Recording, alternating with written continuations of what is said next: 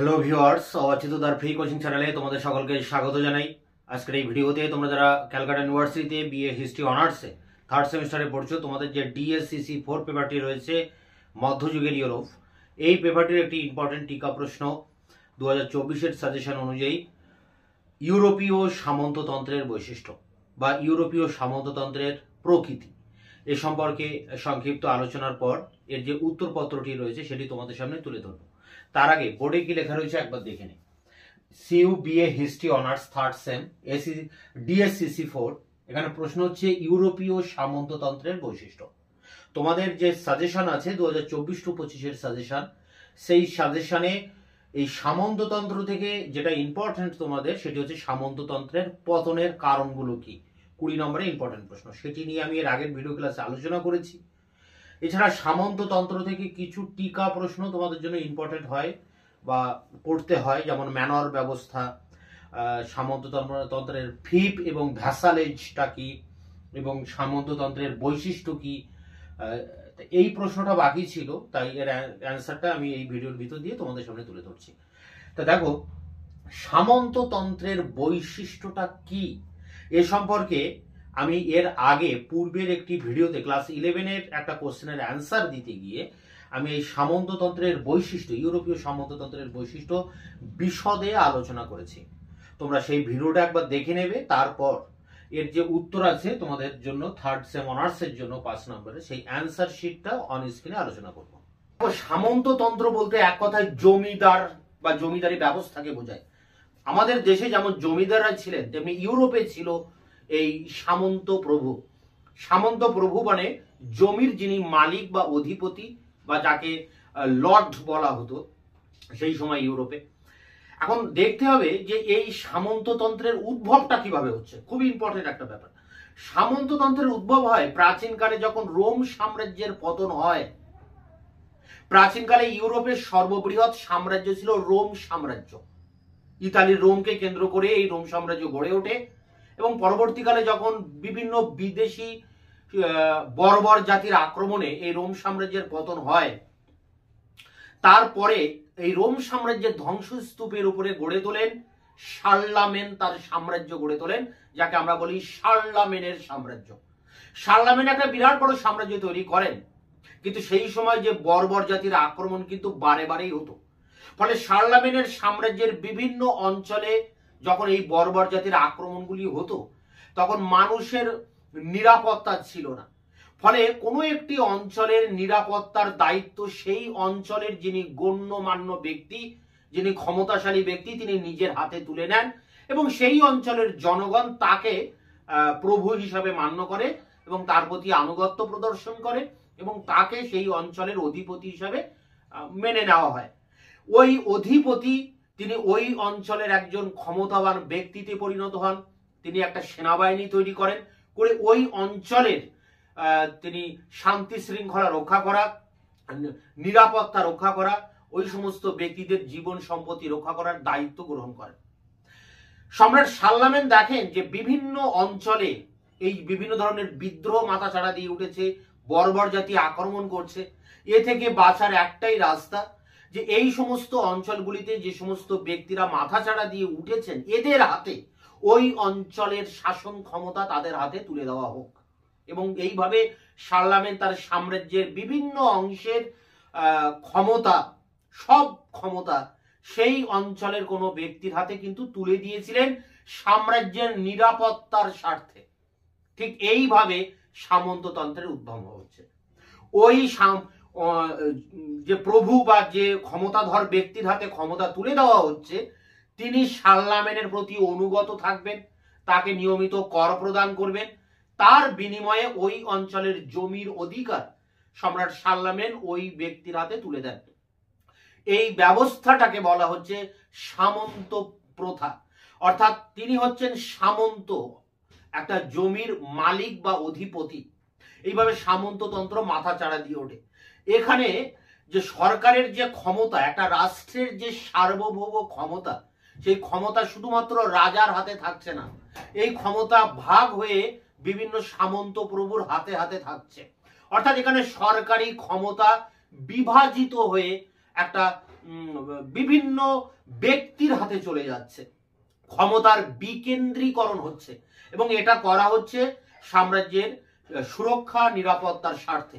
তো এই ব্যবস্থা বা এই সিস্টেমটা বহুদিন ধরে ইউরোপে চলে, তাই এর নাম দেওয়া হয়েছিল সামন্ততন্ত্র। সামন্ততন্ত্র ইংরেজিতে আমরা বলি ফিউডালিজম।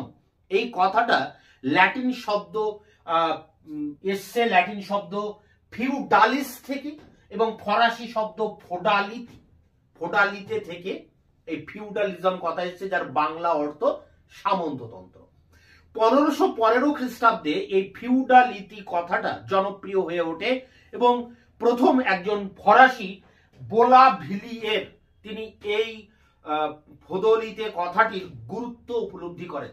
তিনি সামন্ততন্ত্রের একটা সংজ্ঞা দিয়েছেন। সংজ্ঞাটা হচ্ছে এই যে সার্বভৌম যে ক্ষমতা সর্বোচ্চ ক্ষমতা সম্রাটের হাতে থাকে, যে ক্ষমতা দেশে সর্বোচ্চ ক্ষমতা, সেই সার্বভৌম ক্ষমতার বিভাজন সেটা ভাগ হয়ে যাচ্ছে বিভিন্ন পাটে পাটে বিভিন্ন ব্যক্তির হাতে, যেখানে প্রশাসন ব্যবস্থাকে শান্তি শৃঙ্খলা বজায় রাখার যে ব্যবস্থা, প্রশাসন ব্যবস্থা সেটাকে খণ্ডিত করে, হ্যাঁ, এবং বিকেন্দ্রীকৃত করে করা হচ্ছে। কেন করা হচ্ছে? নিরাপত্তার স্বার্থে, স্বাধীনতা রক্ষার স্বার্থে এটা করা হচ্ছে, এবং এটা করতে গিয়ে যে কাঠামোটা গড়ে তোলা হচ্ছে তার নাম সামন্ততন্ত্র।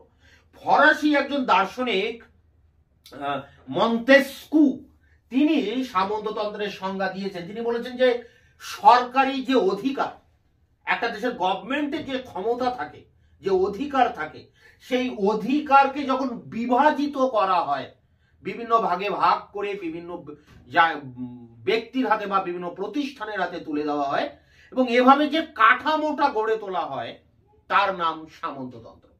তো এই ছিল সামন্ততন্ত্রের ডেফিনেশন বা সংজ্ঞা। এবার আমরা দেখব যে সামন্ততন্ত্রের বৈশিষ্ট্যগুলো কি, সামন্ততন্ত্রের গুরুত্বপূর্ণ বিষয়গুলো কি।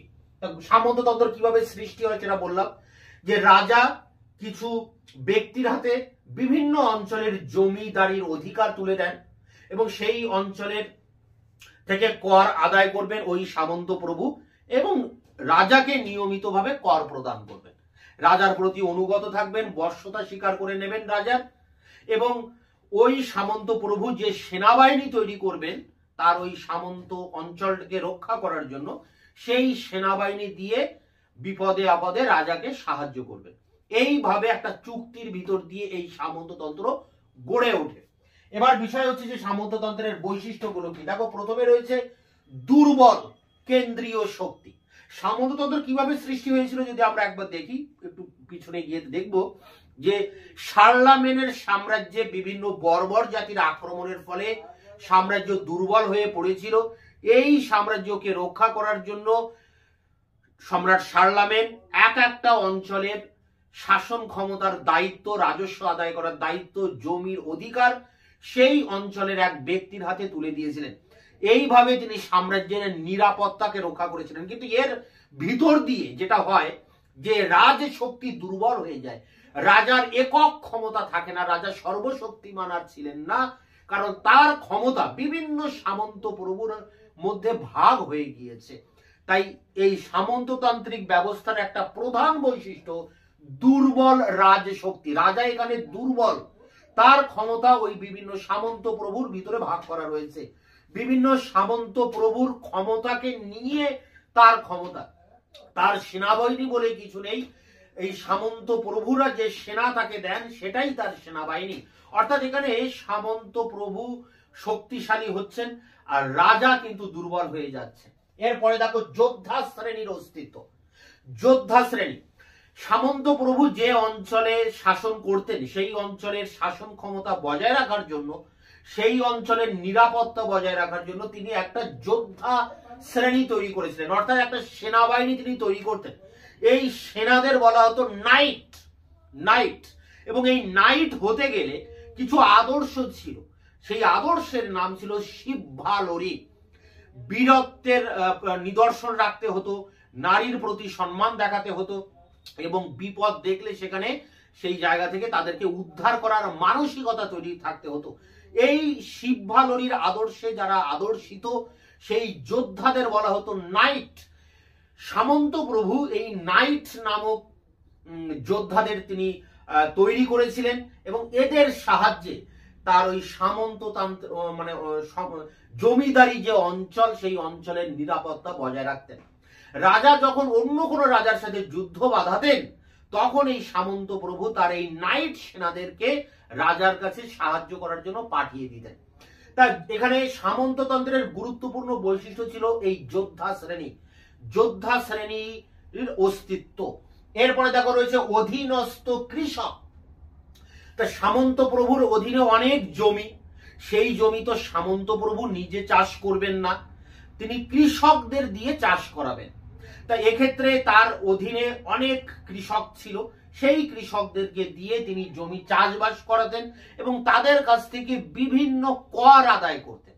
সেই করের অর্থে তিনি ফুলে ফেপে উঠতেন এবং কিছু অর্থ রাজাকে কর হিসাবে পাঠিয়ে দিতেন। অর্থাৎ সামন্ত প্রভুর অধীনে ছিল অনেক কৃষক এবং এই কৃষকরা এক একটা গ্রাম গড়ে তুলেছিলেন এই সামন্ত প্রভুর এই সামন্ততান্ত্রিক এরিয়ার ভিতরে। এরপরে রয়েছে দেখো ম্যানর ব্যবস্থা। ম্যানর ব্যবস্থা একটি টিকা প্রশ্ন, এর আগের একটি ক্লাসে আলোচনা করেছিলাম, তোমরা জানো। ম্যানর ব্যবস্থা বলতে ম্যানর হাউস বা খামার বাড়ি, বাংলায় বলে দেয় খামার বাড়ি।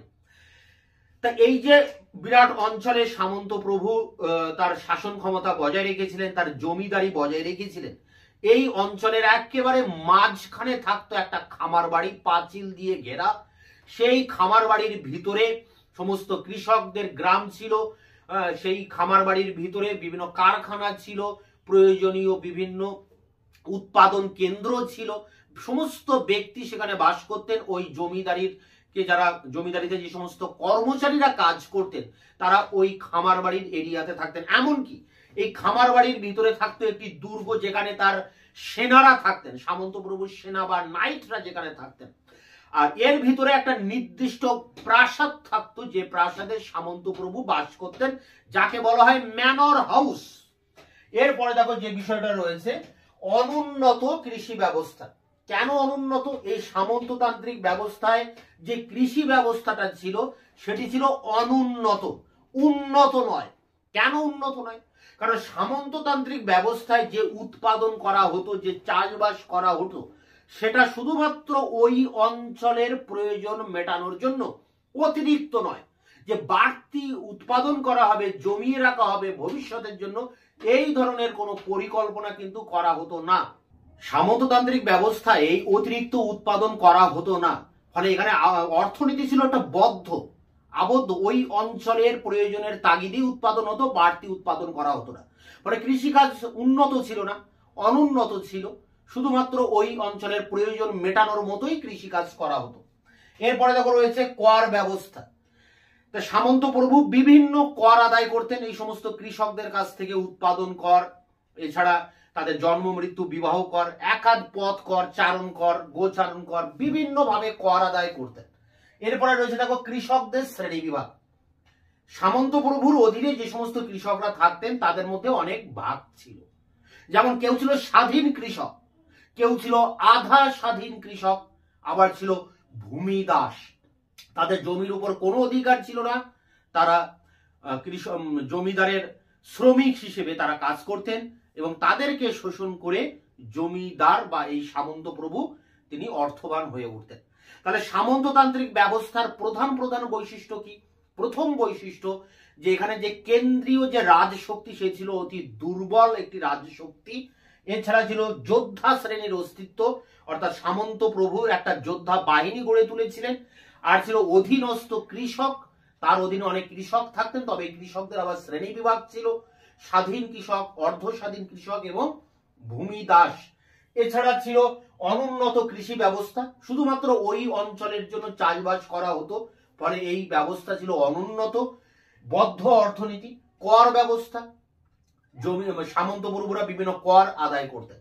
তো এই ছিল সামন্ততন্ত্রের মূল বৈশিষ্ট্য। এই 4-5টি পয়েন্টের উপরে আলোচনা করতে হবে।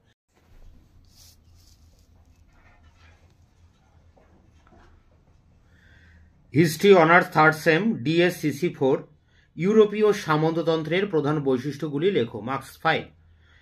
উত্তর লিখবে খ্রিস্টীয় একাদশ শতক নাগাদ ইউরোপে সামন্ততন্ত্রের চূড়ান্ত বিকাশ ঘটে। প্রায় সকল দেশেই সামন্ততন্ত্রের কিছু সাধারণ বৈশিষ্ট্য লক্ষ্য করা যায়। সামন্ত প্রথার বৈশিষ্ট্য নিয়ে পণ্ডিতদের মধ্যে তীব্র মতবিরোধ আছে। ফরাসি দার্শনিক মন্তেস্কু বলেছেন যে সামন্ত ব্যবস্থা একটি অভিনব প্রথা এবং মধ্যযুগে একমাত্র ফ্রান্সেই তা গড়ে উঠেছিল। তার মতে সম্ভবত পৃথিবীতে এই প্রথার উৎপত্তি আর কোথাও হবে না। কিন্তু এ বিষয়ে ভিন্ন মত পোষণ করেছেন ভলতেয়ার এবং আধুনিক গবেষক বেঞ্জামিন গেরার্ড। তাদের মতে হঠাৎ করে সামন্ততন্ত্রের উদ্ভব ঘটেনি, এটি প্রাচীন ব্যবস্থার একটি রূপান্তর। সামন্ততন্ত্রের বৈশিষ্ট্য নির্ধারণে ঐতিহাসিকদের মধ্যে মতপার্থক্যের মূল কারণ হল একদল ঐতিহাসিক মনে করেন যে সামন্ততন্ত্রের মূল ভিত্তি হল জমি, অপর গোষ্ঠী মনে করেন এর মূল ভিত্তি ছিল গোষ্ঠীতন্ত্র। সাধারণভাবে মনে করা হয় যে সামন্ততন্ত্রের প্রধান বৈশিষ্ট্য হিসাবে চিহ্নিত করা যায় মধ্যযুগের সেই অবস্থাকে যেখানে প্রাচীন সমাজ ব্যবস্থার প্রচলিত প্রথাগুলি আর তেমনভাবে অবশিষ্ট ছিল না। প্যারা করে দেখো, ঊর্ধ্ব স্তরের সামন্ত প্রভুর সঙ্গে নিম্ন স্তরের ভূমি সত্ত্বভিত্তিক ভ্যাসালদের চুক্তিভিত্তিক সম্পর্কটি হল সামন্ততন্ত্রের একটি মুখ্য বৈশিষ্ট্য। লিখিত অলিখিত বিবিধ চুক্তির মাধ্যমে সামন্ত প্রভুর সঙ্গে তার ভ্যাসালদের মানে তার অধীনস্থ প্রজাদের সম্পর্কটি স্থিরীকৃত হতো। চুক্তির মাধ্যমে ভ্যাসাল এই অভিজ্ঞতা অঙ্গীকার করত যে সে সামন্ত প্রভুকে নির্দিষ্ট অর্থ কর বাবদ আদায় দেবে এবং সামন্ত প্রভু সামরিক দায়িত্ব সহ যেসব দায়িত্ব তার উপর ন্যস্ত করবে ভ্যাসাল তা যথার্থভাবে পালন করবে। সামন্ত প্রভু সামরিক সাহায্য লাভের ফলে তার জমিদারি ভ্যাসালদের মধ্যে বন্টন করে দিত। সামন্ত প্রথা অনুসারে সামন্ত প্রভুর আদালতে উপস্থিত হয়ে বিচার কার্যে অংশ গ্রহণ করা ভ্যাসালদের এক অবশ্য পালনীয় কর্তব্য ছিল। সামন্ত প্রথা অনুসারে ভ্যাসালদের জমিদারি বংশানুক্রমিক জমিদারি বলে গণ্য হতো না। সে কারণে কোনো ভ্যাসালের মৃত্যু হলে তার জমিদারি সামন্ত প্রভুর জমিদারির অন্তর্ভুক্ত হয়ে যেত। পরে অবশ্য মৃত ভ্যাসালের পুত্র কিংবা অন্য কোনো উত্তরাধিকারী নগদ অর্থ ও উপহারের বিনিময়ে মৃত ভ্যাসালের জমিদারি লাভ করতে পারত। প্যারা করে দেখো, সামন্ততান্ত্রিক সমাজে অসমভাবে বিন্যস্ত ছিল। এখানে সমাজের মূল নিয়ন্ত্রক ছিল ভূস্বামী বা সামন্ত প্রভুরা। শ্রমদানকারী সম্প্রদায় হিসেবে দাসের অস্তিত্ব না থাকলেও ভূমিদাস ছিল। এই অবস্থায় সামন্ততন্ত্রের আরেকটি গুরুত্বপূর্ণ বৈশিষ্ট্য চোখে পড়ে, তা হল স্বল্প সংখ্যক লর্ড বা ভূস্বামীর নিয়ন্ত্রণে ছিল গোটা অর্থনৈতিক ব্যবস্থা। সামন্ততন্ত্রের তৃতীয় বৈশিষ্ট্য হিসেবে মনে করা হয় সুসংবদ্ধভাবে যোদ্ধা শ্রেণী গঠন ও যোদ্ধাদের স্বার্থ সংরক্ষণ। তাই লর্ডরা ধীরে ধীরে আঞ্চলিক সমর নেতা হিসেবে যেন আবির্ভূত হতে থাকেন। ফলে সামন্ততান্ত্রিক ব্যবস্থায় কোনো শক্তিশালী কেন্দ্রীয় শক্তির অস্তিত্ব থাকত না। সামন্ততান্ত্রিক সমাজে নাইট বা বীর যোদ্ধা নামে এক শক্তিশালী যোদ্ধা শ্রেণীর অবস্থান করত। সামন্ততন্ত্রে উৎপাদন ক্ষেত্র হিসেবে গ্রামগুলিকে কেন্দ্র করে ম্যানর ব্যবস্থা গড়ে উঠেছিল। এ যুগে কৃষকরা স্বাধীন, অর্ধস্বাধীন ও ভূমিদাস এই তিন শ্রেণীতে বিভক্ত ছিল। তো এই ছিল তোমরা যারা অনার্সে পড়ছো থার্ড সেমিস্টারে, তোমাদের যে ডিএসসিসি 4 পেপারটির ইউরোপীয় সামন্ততন্ত্রের বৈশিষ্ট্যের উপরে 5 নম্বরের টিকা প্রশ্নের উত্তর তোমাদের সামনে আলোচনা করলাম। এটি সংগ্রহ করে পরীক্ষার প্রস্তুতি নাও। তোমাদের এই পেপারটির বেশিরভাগ প্রশ্নের উত্তর চ্যানেলে আপলোড করা আছে, ভিডিও ডেসক্রিপশন বক্সে তার লিঙ্ক দেওয়া থাকবে। দেখা হচ্ছে অন্য কোনো ভিডিও ক্লাসে, ততক্ষণে চ্যানেলকে সাবস্ক্রাইব করে রাখবে। ভিডিওটি ভালো লাগলে অবশ্যই বন্ধুদের কাছে শেয়ার করবে এবং লাইক করবে।